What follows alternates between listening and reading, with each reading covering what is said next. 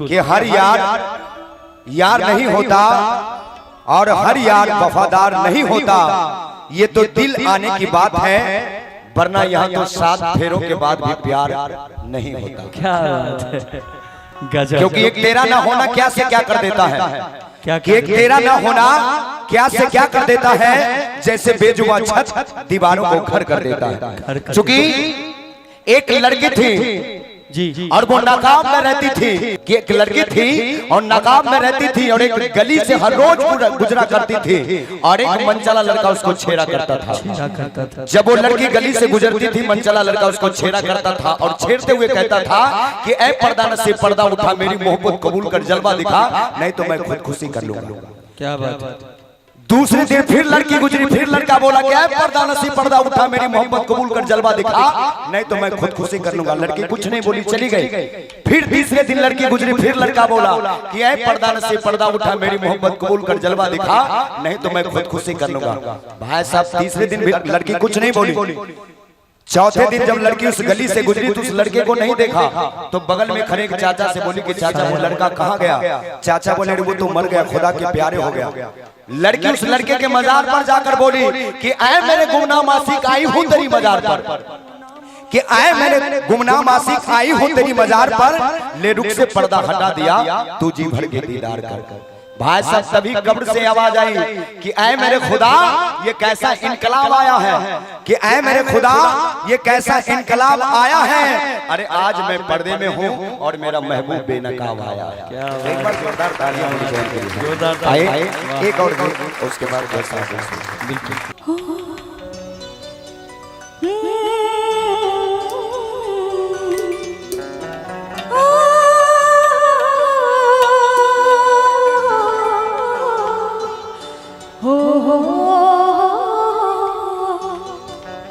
कहना है हमसे मन के सवरिया बन गए ना तो चुपके से का कहना तो नस नस में तो गया समा, नस नस में तो गया समा, डाल देना परेशानी में, गजब के रोग धरा दिहला के हमके जवानी में, गजब के रोग धरा दिहला के हमके जवानी में।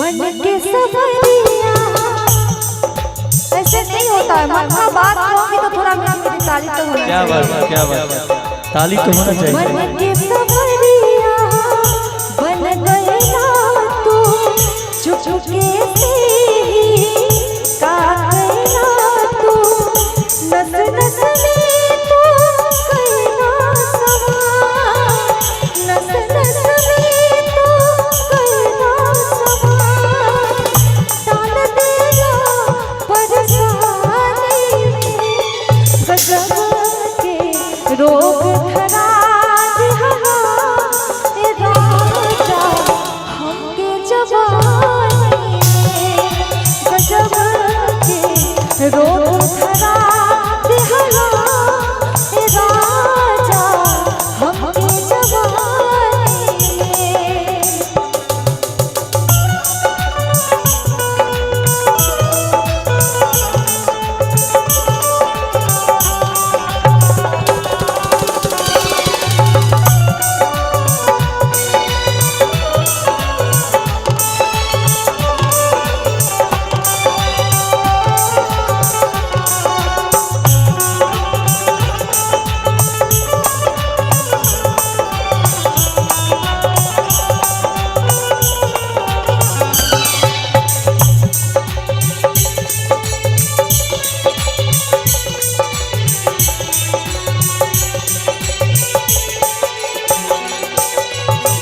लागल बा तोहरा से मन के लगनावा तोहरे में बसे लागल बा मोर परनावा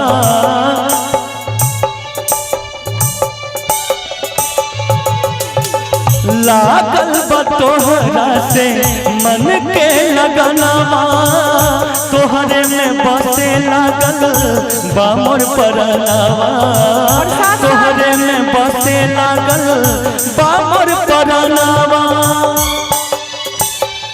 और मेरा भी यही कहना है रसीले रस गईलू तो चुपके से का कैलू तो नस नस में तू गईलू समा नस नस में तू गईलू समा डाल दिलू परेशानी में गजब के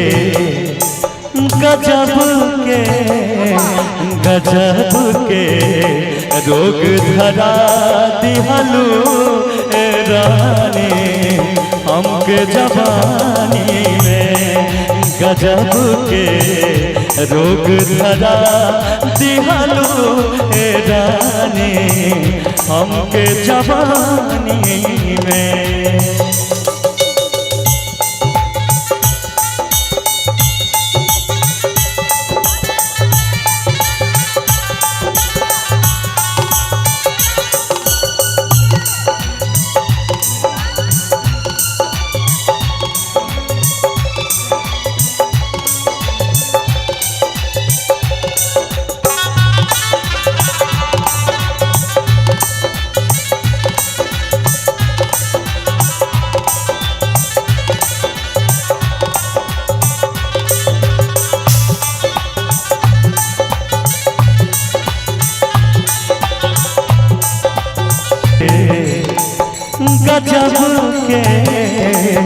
गजब के रोग धरा दिहलू ए रानी हमके जवानी में गजब के रोग धरा दिहलू ए रानी हमके जवानी में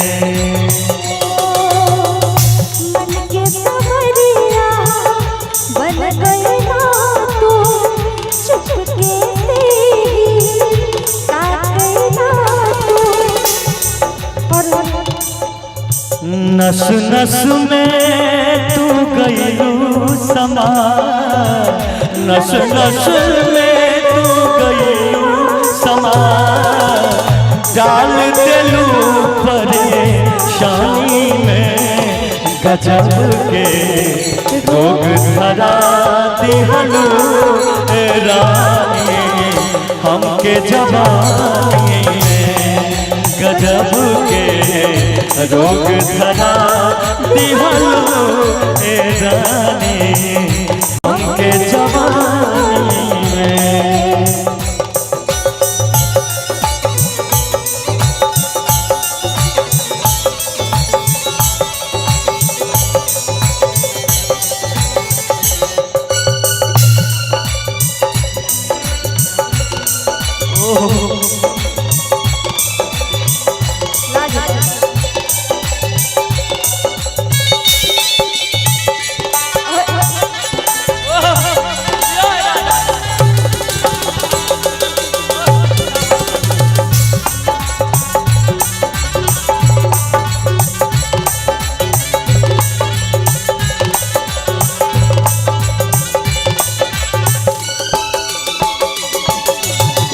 लागल बा तोहरा से मन के लगनावा तोहरे में बसे लागल बा मोर परनावा तोहरे में बसे लागल बा मोर परनावा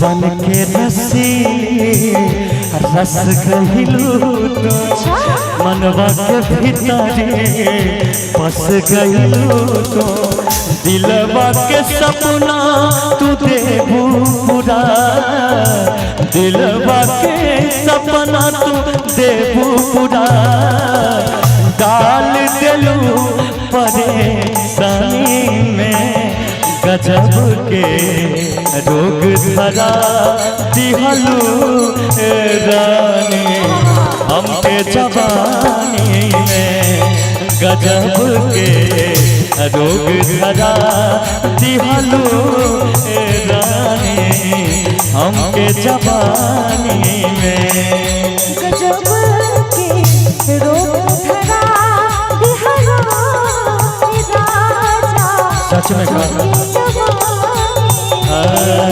गजब के रोग धरा दिहलू रानी हमके जवानी में गजब के रोग धरा दिहलू रानी हमके जवानी में गजब के रोग धरा दिहलू रानी हमके जवानी में।